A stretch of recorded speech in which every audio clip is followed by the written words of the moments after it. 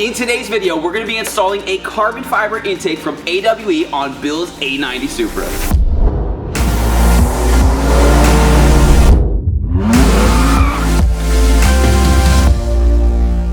Hey, this is Bryan, and this is Bill over here. Thanks for watching Kies Motorsports. If you like our videos, give us a thumbs up. Make sure to subscribe and check us out at KiesMotorsports.com. This is the all-new carbon fiber intake for the A90 Supra.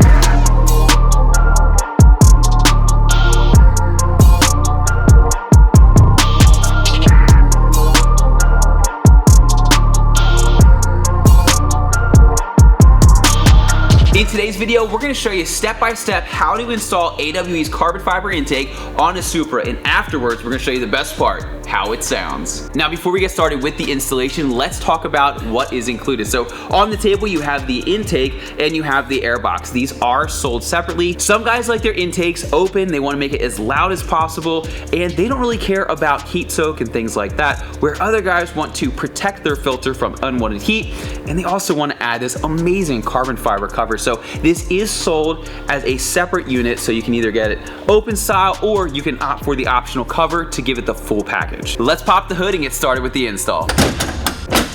All right, right now I'm just going to walk you through what's happening. Bill is going to remove his factory inlet and also his intake. Now, typically you don't need to remove the inlet. If you've watched our video on how to install an FTP inlet, you will know that there is a two-piece system. There's a lower elbow that actually clips into the turbo, and then there's an upper part that connects the lower part of the inlet to the actual intake.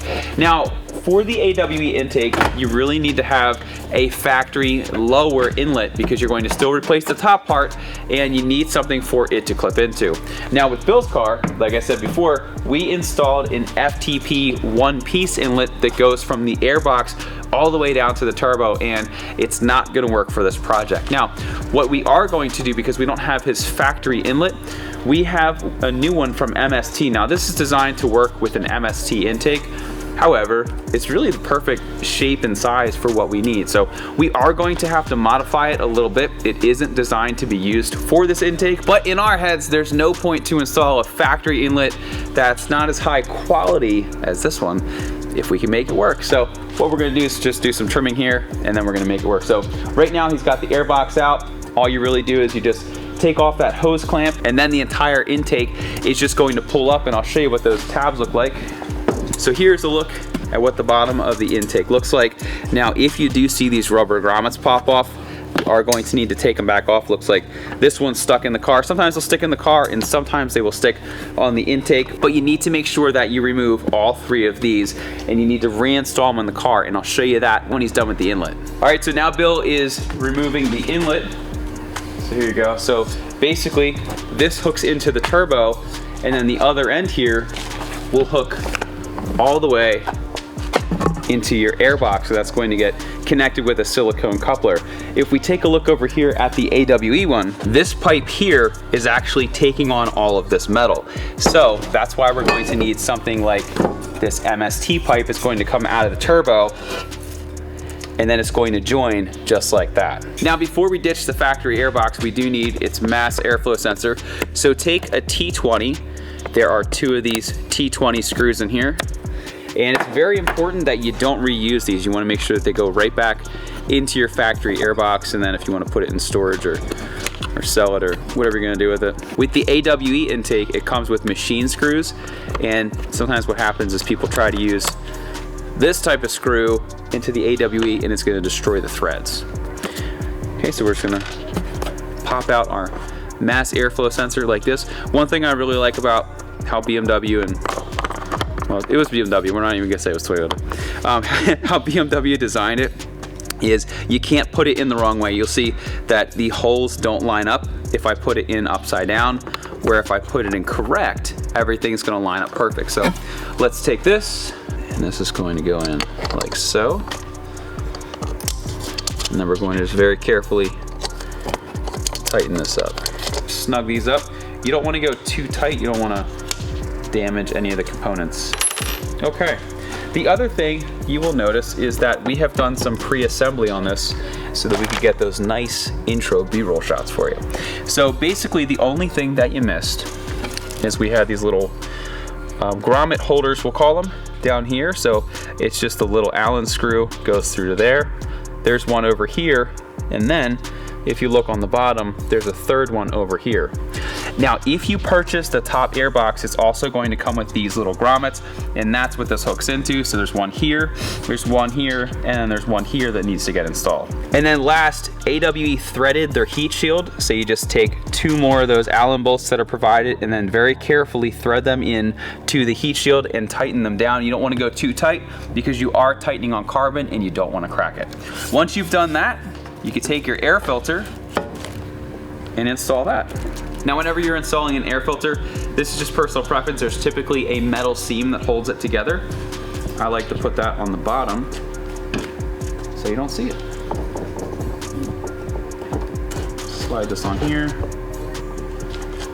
and you can snug up the hose clamp. As a reminder, anytime you're replacing the inlet, you want to make sure that you switch over the gasket. So we're going to be taking this rubber gasket out of this pipe and putting it into the new MST pipe. Now again, if you're doing this with a stock inlet, you don't have to worry about any of this. But if you choose to follow along with what we are doing, if you notice, the AWE silicone coupler is way bigger. But if we take our MST one, pull it in here, it's going to make a nice tight seal. So that's what we're gonna do. But I don't want all of this excess and fluff. See, it's gonna be this nice tight seal, and then once that goes in, nice tight seal, but it looks like it's wearing like a skirt or something funny. So we're gonna cut that off. All right, moment of truth. No going back now.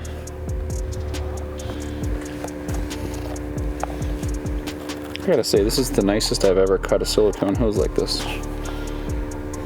Look at that, that's pretty nice. Wait. Okay, so as you can see, silicone is nice and tight in there, and it fits really good on this. So let's install the inlet and see how we made out with this. Okay, just gonna take this, slide this onto our pure 800 turbo, redo our connection here. So now we're going to take our slightly modified silicone tube. It has kind of a tornado shape to it. Where it bulges out, that's going to face the front of the car. So we're gonna set this up, and you'll notice that I set it up so I can easily access this flathead down there. You can use a Phillips head if you like, and then this one I have easy access from the top. So I'm gonna wiggle this on. And then once that's in place, I do want to do a test fit because this wasn't really supposed to be like this. And once we test fit it, make sure everything's good, then I'll go back and tighten everything down. All right, I just need to move a couple things over, but I think we will be good.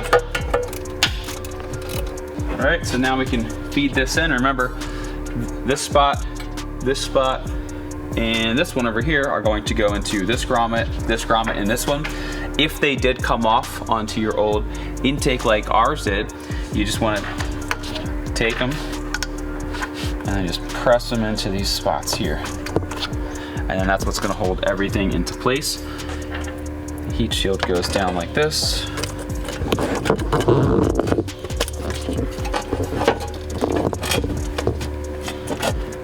And it's a little tricky because you're lining up this grommet location, this one, the one below, and you have to make sure that you get the pipe into the silicone hose. So sometimes it takes 3 hands to do it.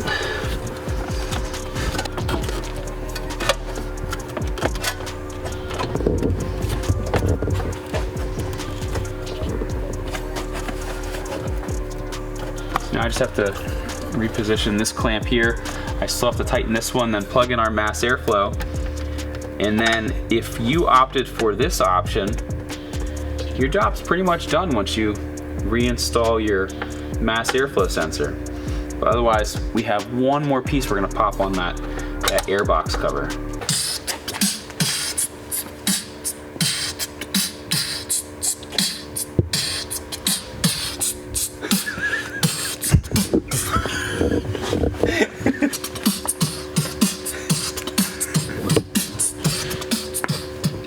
All right, the final touch. So what we're gonna do, you have these 3 pieces of aluminum. They are going to go into these other 3 locations, and then everything is going to be fully installed.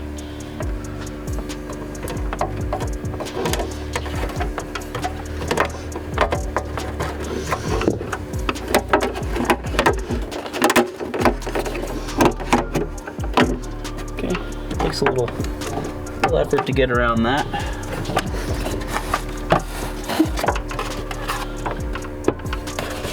It's really cool though how this goes together. Very unique. Make sure that you have them fully seated. And once you do, it's gonna look something like that.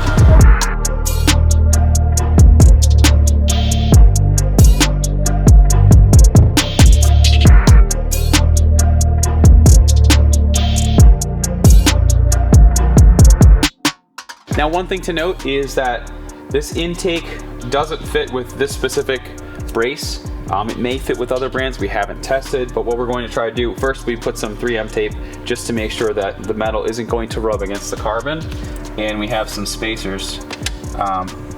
We're just trying to see if we can get this to work with some spacers where we could still keep it. That actually feels pretty good. Maybe put these under here. Oh yeah, look at that. That needs to go down a hair and this needs to go up a hair.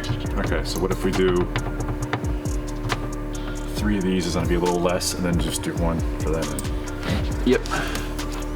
Yeah, without the washers at all, it was touching it, which we didn't want. So we're gonna try 3 washers at the bottom and then, what are you doing? 3 at the top? 3 at the top, yeah.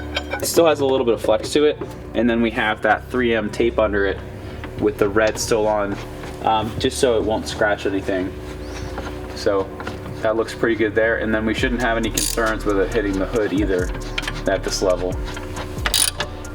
All right, I'm going to jump into the car. I'm gonna start it up, give it a couple revs, and see how it sounds.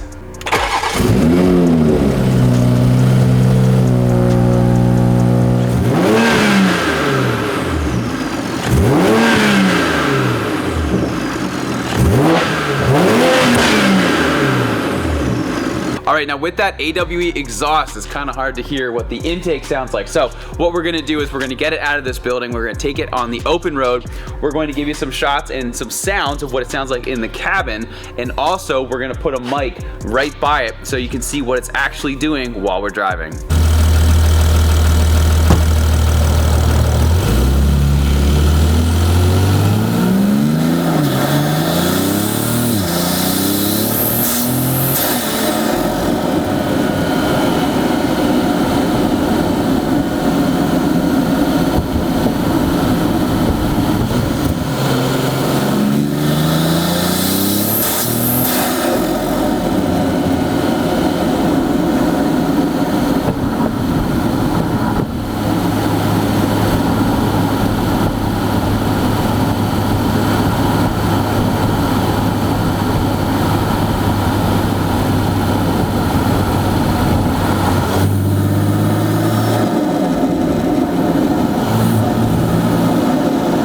Now that you know what the car sounds like from the inside the engine bay, we want to give you a perspective on what it sounds like inside the actual cabin. Now, to be a little transparent, it's a little hard to hear the intake over this insane AWE exhaust. So take that into consideration, that if you have a loud exhaust, you're not going to hear it as much. But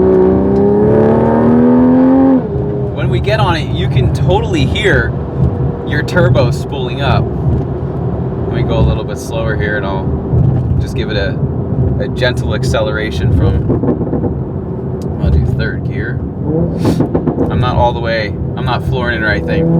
Let's give it like half throttle. I don't know if you can hear that or not, but you just hear the turbo spooling up, just sucking in all that air. It sounds so good. Now with this car, we have the total AWE package because we've got the exhaust in the back and then we have the intake in the front.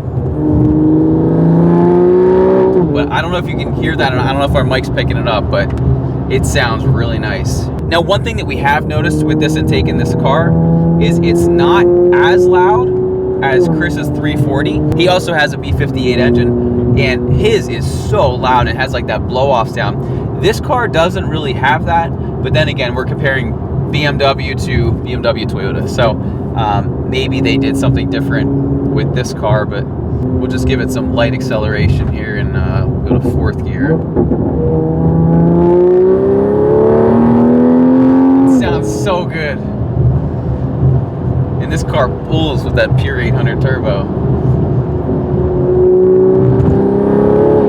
So as you just heard and saw, not only does this intake look incredible with all of that carbon fiber, but it also sounds incredible, especially when you're out on the road. So once again, if you are interested in any of the parts or tools we used in today's video, be sure to see the links down in the description. Once again, I'm Brian, that's Bill, and that's Zach. Thanks for watching, and we'll see you in the next video.